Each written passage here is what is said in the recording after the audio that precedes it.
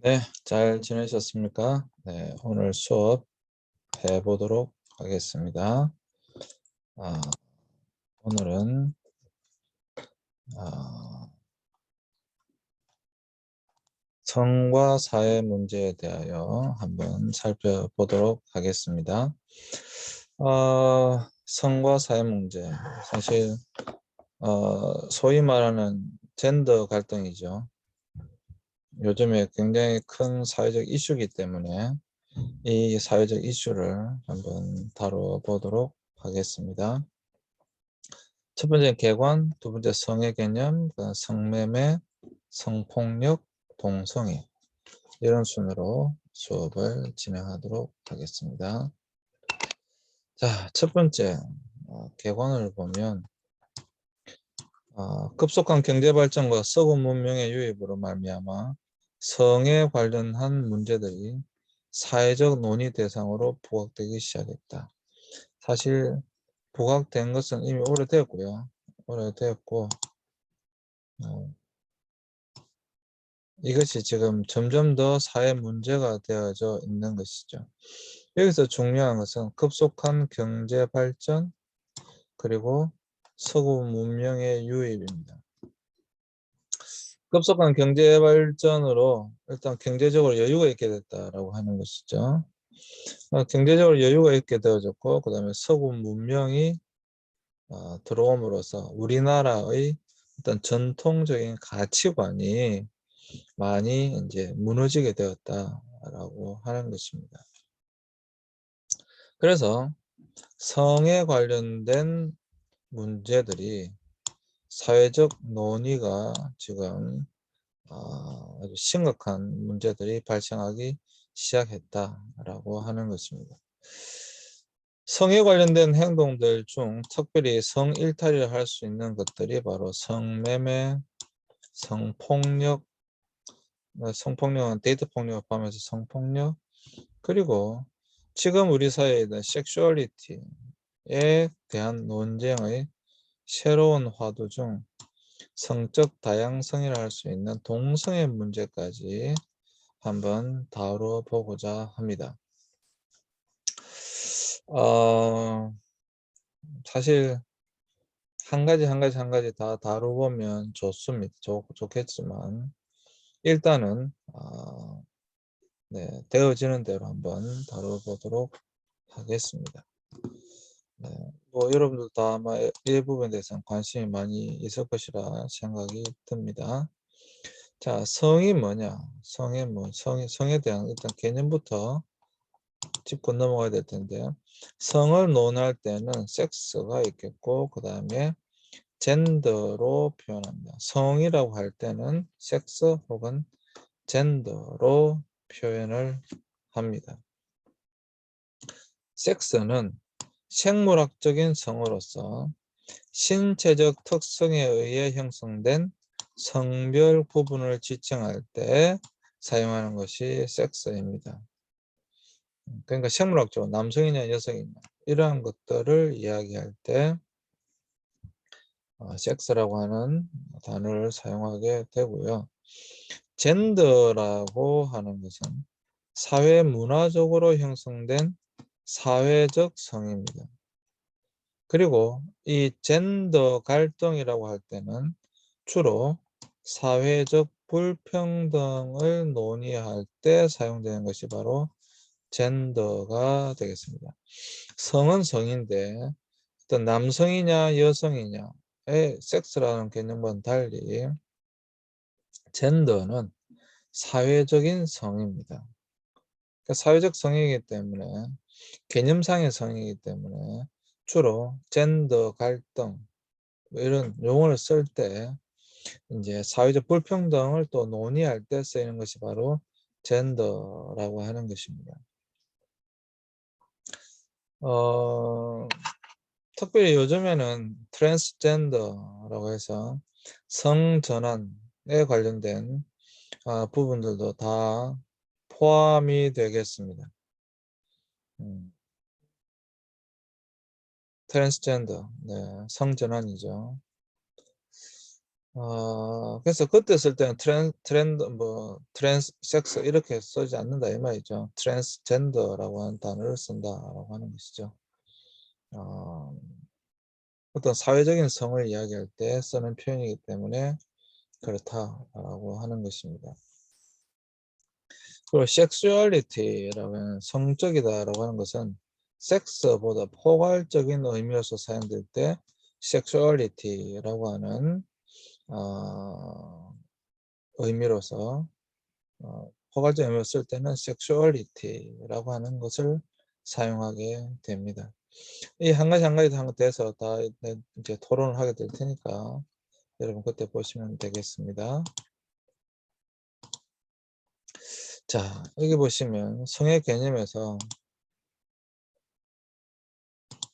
성의 또 다른 개념의 하나인 섹슈얼리티는 섹스보다 포괄적인 의미를 갖고 사용되며 일반적으로 우리말로는 성이라는 조로 번역된다. 성은 성교, 성관계 등의 구체적인 성행위 등을 지칭하지만 동시에 성적인 욕망, 성적 정체성 등을 포괄하는 것이다. 성이라고 하는 것은 다른 것이 아니라 성적인 성향 이런 뜻이에요. 이 성이라고 하는 것은 성적인 성향. 그 성은 성교나 성관계나 구체적인 성행위 등을 지칭하지만 어떤 성적 성향의 욕망, 정체성 등도 포괄한다. 그걸 섹슈얼리티라고 한다. 그래서 이 섹슈얼리티라고 하는 이 개념이 오늘날 많이 우리에게 이제 논의의 대상이 되어지는 것이지요.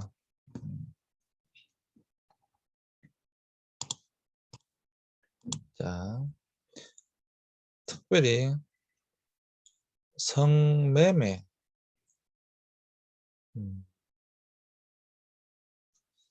성매매를 에 대한 개념을 본다면 성매매는 인류 역사상 가장 오래된 사회 문제 중에 하나다라고 하는 것입니다.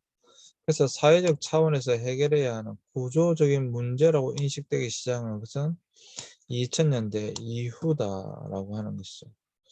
성매매는 가장 오래된 직업 중에 하나예요. 또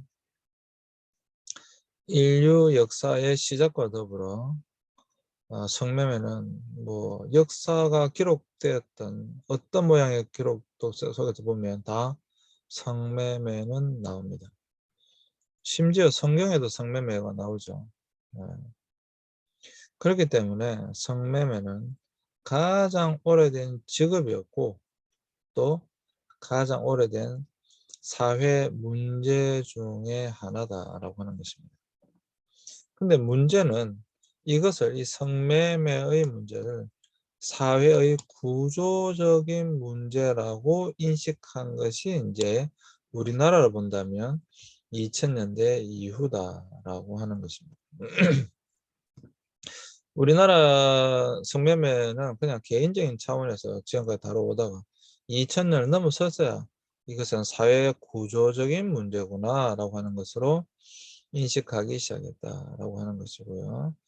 특별히 2002년 1월 29일 군산시 개복동에 성매매 업소에 화재가 나서 많은 사람들이 죽었는데 그것을 계기로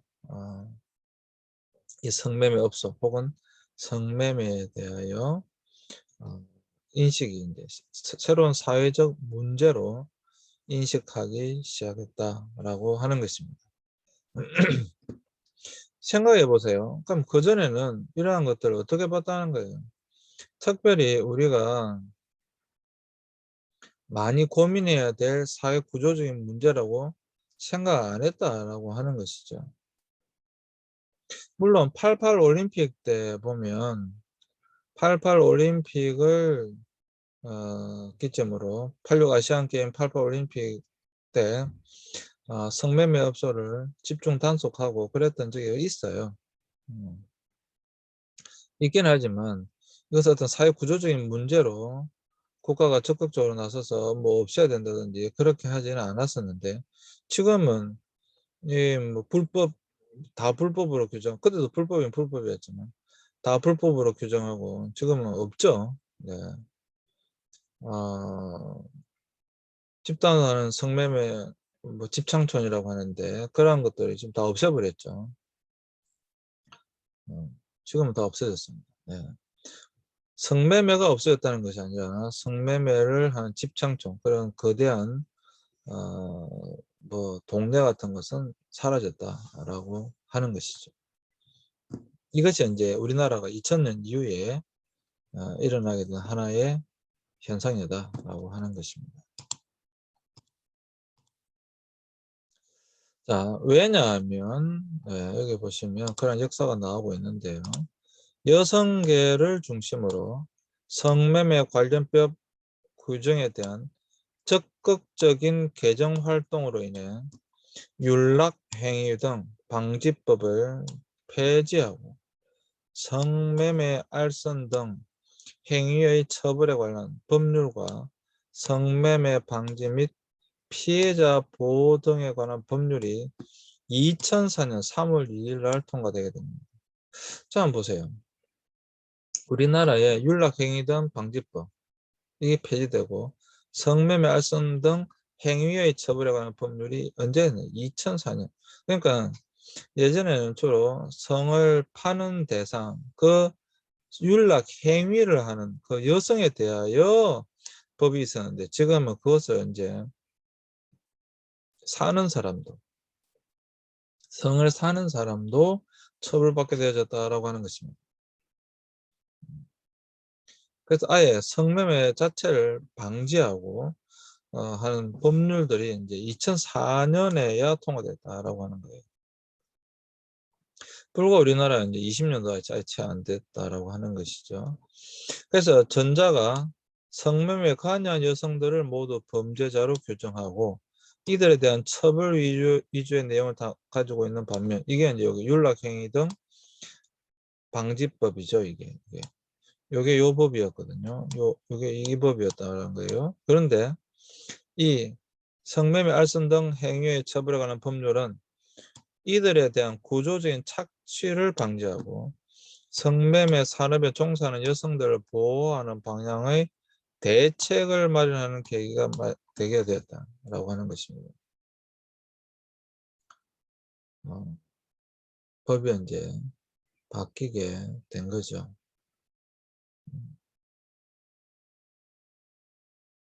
물론 파는 사람도 그 이제 문제가 되지만 사는 사람들에게 더 큰 이제 벌을 주게 되는 법으로 바뀌게 되었다라고 하는 겁니다. 예전에는 성매매에 관여한 여성들을 주로 범죄자로 규정했는데요.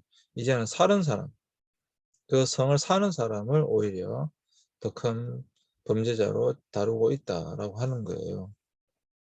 법이 이제 바뀌게 된 거죠. 그러니까 성매매를 어떻게 하면 이제 이걸 줄일 수 있을 것인가, 막을 수 있을 것인가에 대해서 고민한 거죠, 국가가. 그래서 그것을 막을 수 있는 방법은 성을 파는 그 윤락 행위를 하는 그 여성에게 그 책임을 지울 것이 아니고 그것을 사는 남성에게 그 책임을 지우게 되면 훨씬 더 줄어들지 않겠는가. 실제로 훨씬 더 많이 줄어들었죠. 물론 지금은 이제 더 이제 음성적으로 행해지고 있지만 그렇다라고 하는 겁니다. 네. 이 법률이 2004년도에 통과된 거예요. 진짜 불과 얼마 안 된 거죠. 네. 그래서 여기 보시면 우리나라의 성매매의 실태를 보면 여성가족부가 발표한 2013년 성매매 실태 조사에 따르면 남성들이 주된 성구매 경로는 이제 안마시술소와 집결지 또 유흥주점, 여기서 이 중에서 안마시술소가 26.3%, 집결지가 26.1%, 유흥주점이 23.4%, 이제 거의 이렇게 되어졌다라고 하는 겁니다. 음.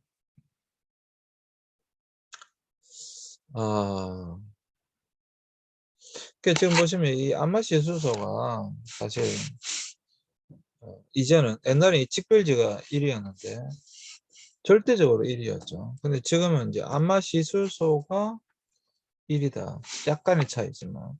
그리고 유흥주점.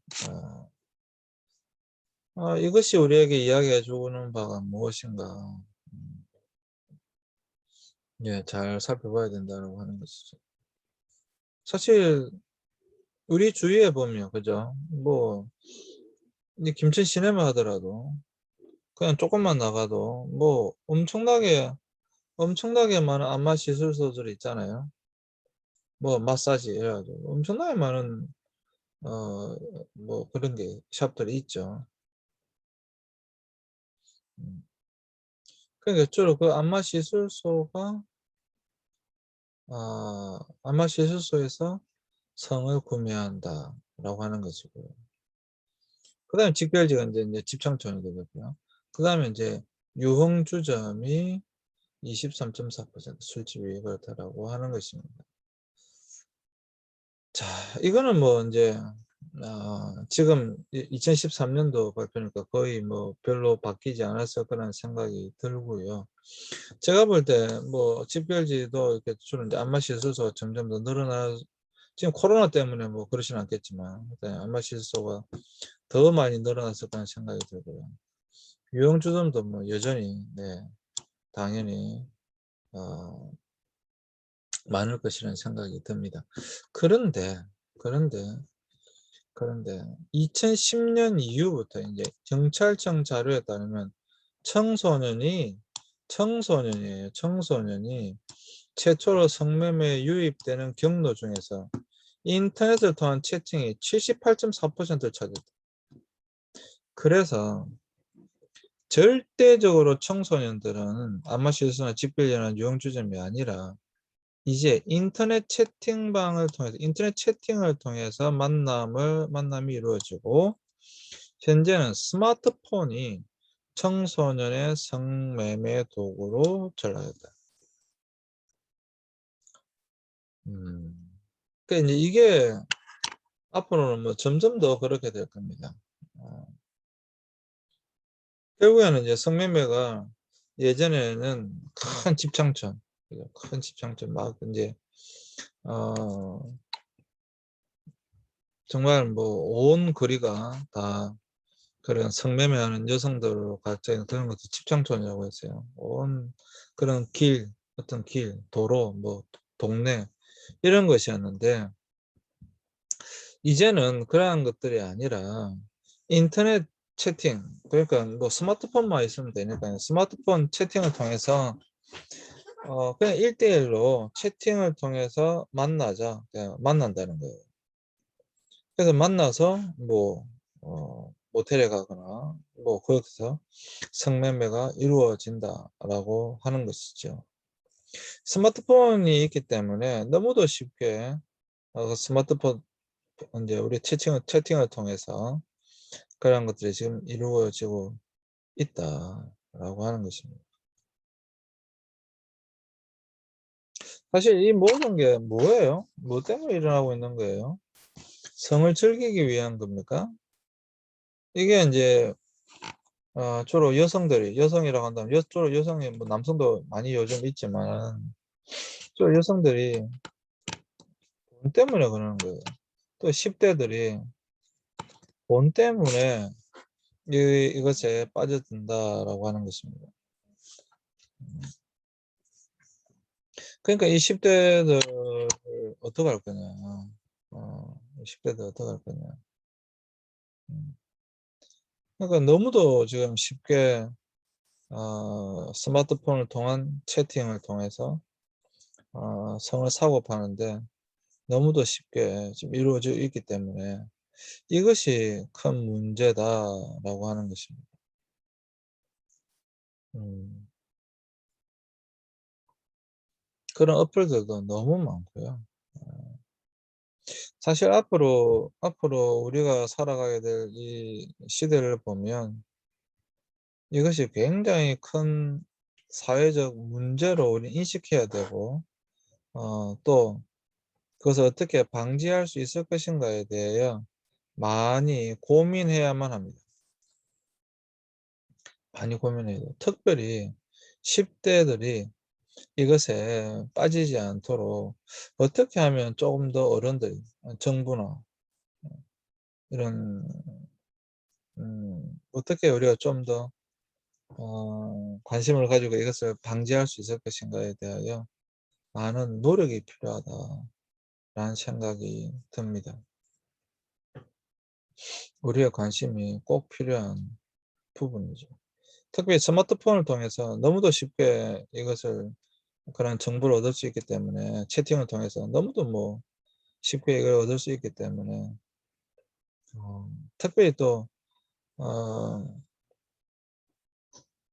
이 스마트폰을 통해서 성적인 부분에 있어서도 너무도 이제 쉽게 어릴 때부터 성에 노출되는 부분도 분명히 있습니다. 예, 너무도 뭐 스마트폰 이제 뭐 인터넷 갈 필요도 없잖아요. 스마트폰만 있으면 노트북이나 컴퓨터 없어도 되는 거니까. 스마트폰 속에 다 있으니까요. 그러니까 그 스마트폰을 보고 그것을 통해서 어릴 때부터 너무도 성에 노출되어지는, 그러다 보니까 뭐 옛날처럼 뭐 정조 개념이라든지 어떤 도덕적인 개념이라든지 성에 관련된 그러한 부분들이 분명히 많이 약화된 것은 사실이다라고 하는 거예요. 그래서 지금 너무도 우리 사회가 자본주의화 되어져 가지고 돈이면 뭐 무엇이든지 할 수 있는 그런, 돈이 모든 것을 지배해 버리는 그러한 모습들이 지금 우리에게 있지 않는가. 사실 많이 고민해 봐야 되는 부분이죠. 여러분들은 이것에 대해 어떻게 생각하십니까? 이 사실 뭐 위에 안마시술소, 뭐 집결지, 집창초인데요. 집결지, 유흥주점, 뭐 이런 문제는 사실 옛날부터 있어 왔고 앞으로도 있을 것이고 뭐 그렇습니다.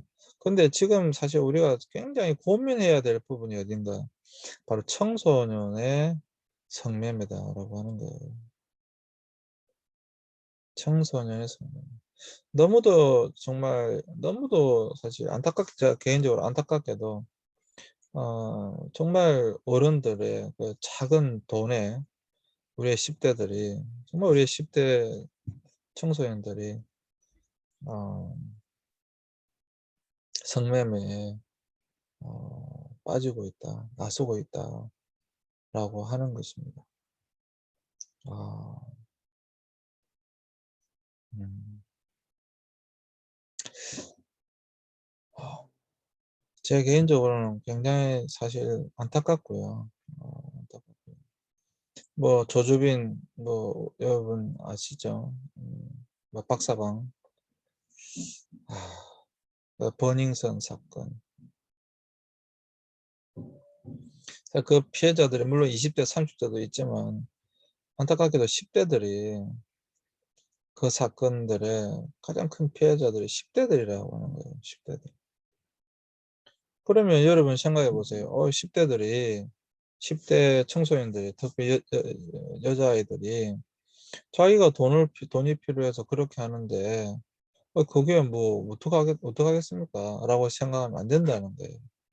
우리 사회가 더 건강한 사회가 되려면 이 아이들을 보호해 줘야 된다라고 하는, 그게 뭐 어른의 책임이죠. 그게 국가의 책임이에요. 정말 얼마 안 되는 그 돈 때문에 우리 아이들이 그러한 곳에 빠져들고 있다고 한다면 어떻게 보호해 줄 것인가? 이것이 국가의 책임이다라고 하는 겁니다. 국가가, 국가의 존재 이유, 정부의 존재 이유는 국민을 보호하는 거거든요. 지금 이 상황에서 본다면 어떻게 10대 아이들을 보호할 것인가? 이 부분으로부터. 이거는 이제 그럼요. 이제 사회 문제인 거죠. 사회 문제이기 때문에 당연히 국가가 이것에 대해서 적극적으로 나서서, 정부가 적극적으로 나서서 이 부분들을 해결하기 위해서 노력해야 된다라고 하는 것입니다. 좀 더 정부의 노력이 필요하고요. 좀 더 적극적인 정부의 개입이 필요한 부분이다. 그래서 우리 청소년들이 보호될 수 있도록